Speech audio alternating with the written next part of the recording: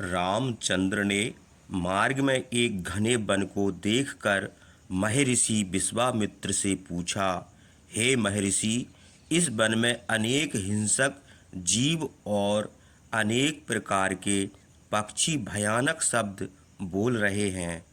जान पड़ता है यह बड़ा दुर्गम वन है। इसमें सिंह, बाघ, बारह और जंगली हाथी देख पड़ते हैं। इसमें धव, अश्वकर्ण, ककुभ, बैल, तेंदुक, पाटल और बैर आदि अनेक वृक्ष हैं। इस भयानक वन का क्या नाम है? महातेजस्वी विश्वामित्र ने कहा, बेटा राम, जिसका यह भयानक वन है उसे बतलाता हूँ, सुनो। यहाँ पहले मलद और करूस नाम के दो देश बसे हुए थे। वे देवलोक के समान शोभामान थे। जब इंद्र ने वृत्तासुर को मारा था तब उनको ब्रह्म हत्या लगी थी और वे भूख से भी व्याकुल हुए थे। इंद्र को मलिन देखकर देवताओं और ऋषियों ने उनको कलश से स्नान कराया था। देवताओं ने इंद्र का मल और क्षुधा कारुस इस भूमि को देखकर उनको पवित्र किया। इंद्र निर्मल, पवित्र और निष्क्रूप, क्षुधा रहित होकर शुद्ध हो गए। तब देवता बहुत प्रसन्न हुए। इंद्र ने प्रसन्न होकर इन देशों को वर दिया कि ये दोनों देश बड़े समृद्धशाली होंगे। इन देशों ने हमारे शरीर का मल धारण किया है, इसलिए इनके नाम मलिद और करूष होंगे। देवताओं ने इंद्र द्वारा इस देश का सम्मान देखकर उनको साधुवाद किया। हे राजकुमार, प्राचीन समय में इस स्थान पर मलद और करूष नाम के दो समृद्धशाली देश थे। ये देश धन धान से परिपूर्ण थे। कुछ दिनों से एक कामरूपिणी यक्षिणी यहाँ रहती है। उसका नाम ताड़का है।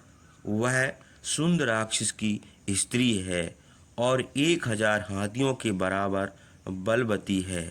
इंद्र के समान पराक्रमी मारीच राक्षस उसी का पुत्र है।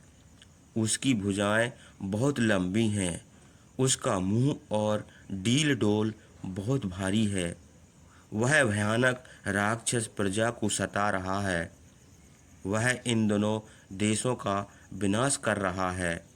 ताड़का नाम की दुष्टा राक्षसी भी मलद और करूस देश का विनाश कर रही है। वह इस समय यहाँ से 2 कोस पर मार्ग रोके हुए बैठी है। यद्यप जिधर ताड़का बैठी है उसी मार्ग से चलना चाहिए। हे राम, तुम मेरी आज्ञा मानकर अपने बाहुबल से उस दुष्टा राक्षसी को मारकर इस देश को फिर निष्कंटक करो। उस भयानक राक्षसी के डर से इस देश में कोई नहीं आ सकता। यदि कोई आता है तो उसे वह मार डालती है। हे राम, हमने इस वन के भयानक होने का कारण बतला दिया। उस राक्षसी ने आज भी अपना काम नहीं छोड़ा है। वह अब भी पहले की तरह इस देश को पीड़ित कर रही है। विश्वामित्र के यह उत्तम वचन सुनकर पुरुष श्रेष्ठ रामचंद्र ने कहा, हे महर्षि, मैंने तो सुना है कि यक्ष जाति बलवान नहीं होती, फिर इस स्त्री को 1000 हाथियों का बल कहाँ से मिला है? महापराक्रमी रामचंद्र की यह बात सुनकर विश्वामित्र ने प्रसन्न होकर कहा, ताड़का के बलवती होने का कारण बतलाता हूँ, सुनो। वह अबला वरदान के प्रभाव से इतनी बलवती हो गई है। प्राचीन समय में सुकेतु नाम का एक बड़ा बलवान सदाचारी यक्ष था।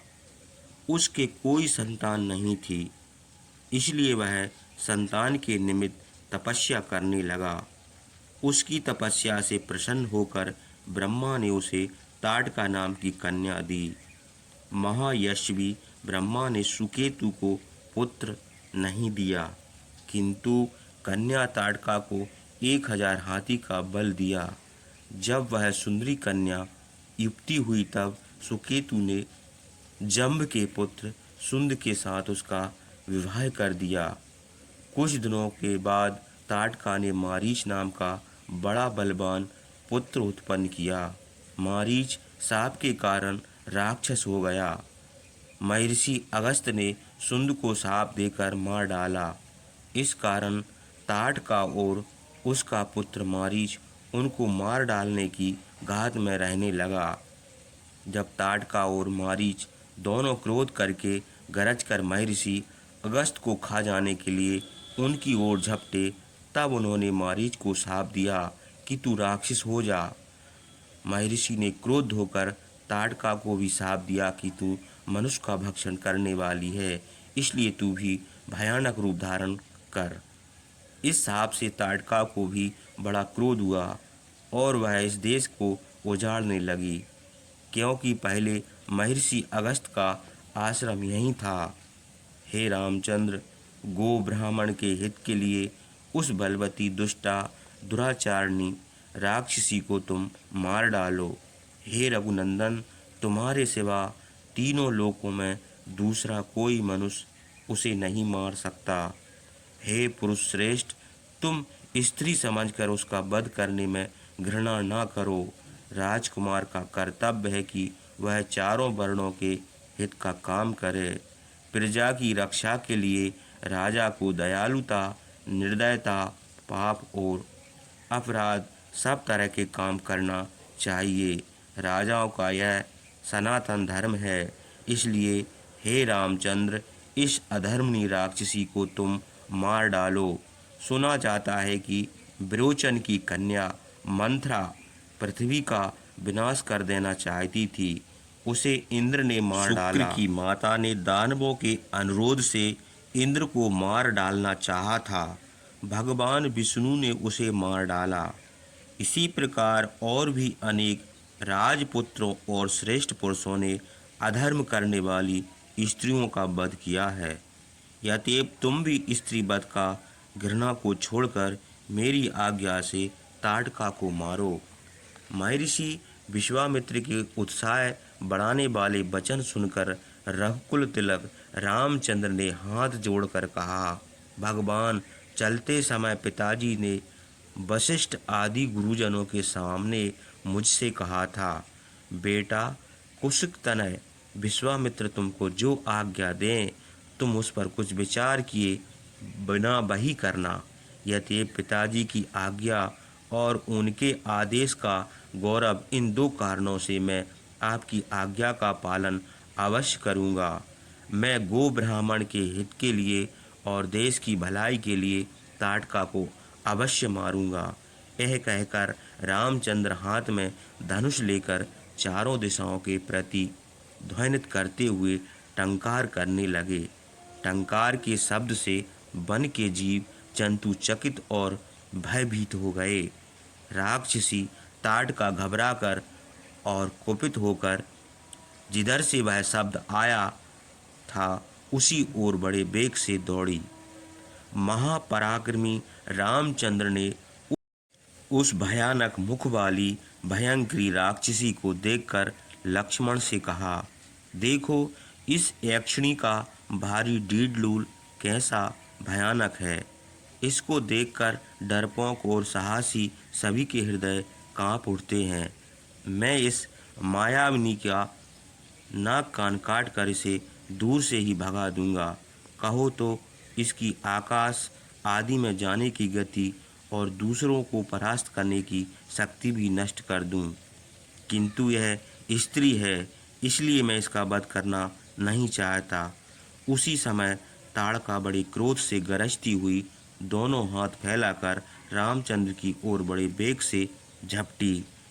महर्षि विश्वामित्र ने हुंकार करके उसे डांट दिया और तुम्हारी विजय हो कहकर राजकुमार रामचंद्र और लक्ष्मण को आशीर्वाद दिया। ताड़का आकाश में धूलि उड़ाकर दोनों वीरों को मोहित करके मायाजाल फैलाकर पत्थर बरसाने लगी। तब रामचंद्र ने क्रोध होकर बाणों से राक्षसी की शिला वृष्टि रोक दी और उसके दोनों हाथ काट डाले। हाथों के कटने और थक जाने पर भी वह रामचंद्र के सामने आकर गरजने लगी। तब लक्ष्मण ने कुपित होकर उसकी नाक और कान काट डाला।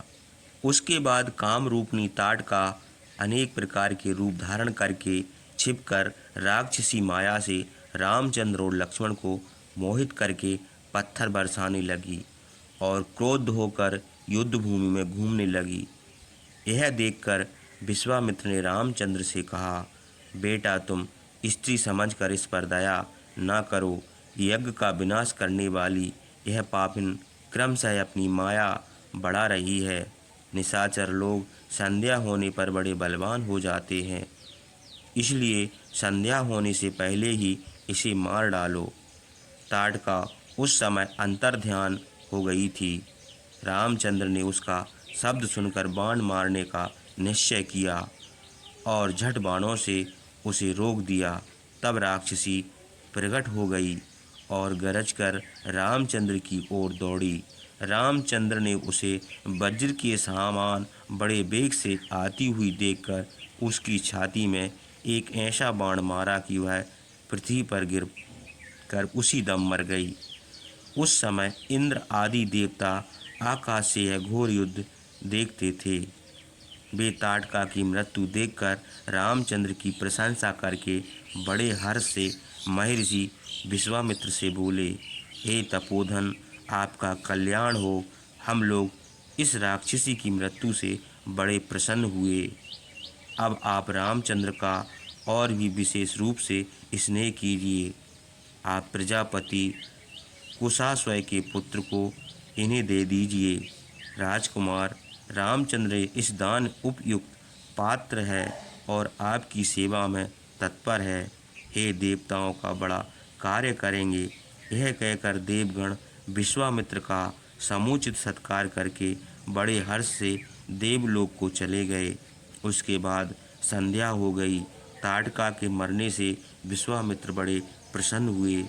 उन्होंने रामचंद्र का माथा सूंघकर कहा, हे सौम्य, आओ आज की रात हम लोग यहीं ठहर जाएं। कल सवेरे आश्रम को चलेंगे। विश्वामित्र की यह बात सुनकर रामचंद्र बड़े हर्ष से उस रात उसी वन में ठहरे।